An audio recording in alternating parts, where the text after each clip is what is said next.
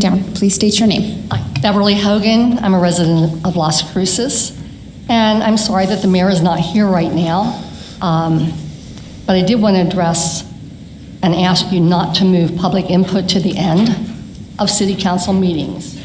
Mr. Matisse suggested in response to my email, which I appreciate those of you that responded to my emails, that possibly the mayor has something else in mind, but it might be a different venue, may not involve counselors, which is kind of sad.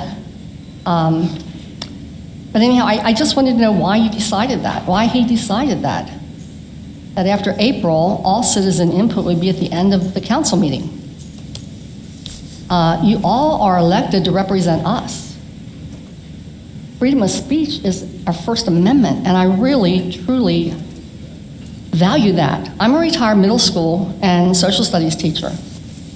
I knowingly accepted that teaching job for decades, understanding that I might be exposed to harsh criticism from some parents.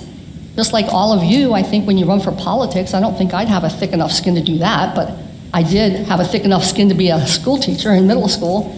But you have to accept that people may not always be happy with what you're saying, but I am pleased to hear that many of you have responded and reached out and did talk to the people who had concerns, and that I think is valuable, which is again why we need to have something like this. I think in many respects it might have been a knee-jerk reaction to a couple people who spoke at that one meeting. But honestly, I think 90% of those people were giving constructive criticism. And that's how I always looked at it. When parents would suggest something to me, it's constructive criticism.